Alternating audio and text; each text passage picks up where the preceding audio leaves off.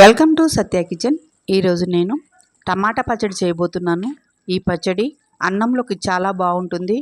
అంతేకాకుండా అన్ని రకాల టిఫిన్స్లోకి కూడా చాలా బాగుంటుంది. చాలా త్వరగా చేసుకోవచ్చు. Simple recipe. ఈ రెసిపీని ఎలా తయారు చేసుకోవాలో ఇప్పుడు మనం చూద్దాం. ఇందుకోసం నేను ఒక 300 గ్రాముల టమాటా తీసుకున్నాను.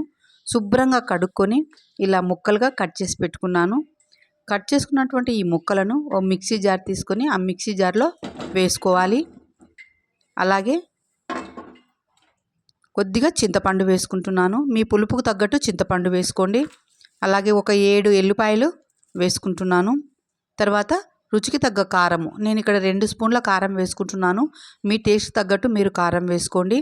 అలాగే రుచికి తగ్గ ఉప్పు, ఇవి వేసి మూత పెట్టి మెత్తని పేస్ట్గా చేసుకోవాలి. చూడండి, ఈ విధంగా మెత్తని పేస్ట్ చేసుకొని సైడ్కి పెట్టుకుందాము. ఇప్పుడు ప్యాన్ తీసుకొని ప్యాన్లో ఒక 2 టేబుల్ స్పూన్ల ఆయిల్ వేసుకుంటున్నాను. అలాగే కొద్దిగా మెంతులు కాస్త వేగిన తర్వాత మినపప్పు, శనగపప్పు ఒక్కొక్క స్పూన్ తీసుకొని ఎల్లిపాయలు వేసుకోవాలి. అలాగే కరివేపాకు, ఎండుమిరపకాయలు కూడా వేసుకొని వేయించుకోవాలి. ఇవి కొద్దిగా వేగిన తర్వాత ఇంగువ వేసుకోవాలి. ఒక అర స్పూను పసుపు కూడా వేసుకొని బాగా వేయించుకోవాలి. ఇది చాలా చాలా బాగుంటుందండి. అన్నం మొత్తము ఈ చట్నీతోనే తినేయచ్చు. టిఫిన్స్లో కూడా సూపర్ అంటే సూపర్గా ఉంటుంది. తాలింపు వేగిన తర్వాత మిక్సీకి వేసుకున్నటువంటి టమాటా పచ్చడిని తాలింపులో వేసి బాగా ఉడికించుకోవాలి. ఈ పచ్చడి దగ్గర పడేంత వరకు ఉడికించుకోవాలి. మధ్య మధ్యలో ఇలా కలుపుతూ అడుగంటకుండా ఉడికించుకోవాలి.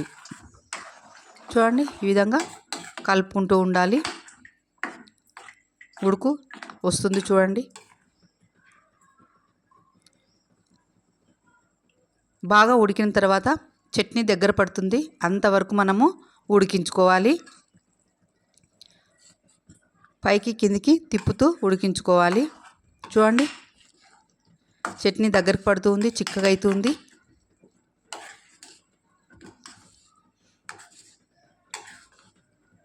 చట్నీ బాగా దగ్గర పడిందండి. చూడండి, చట్నీ రెడీ అయిపోయింది. చాలా సింపుల్ రెసిపీ.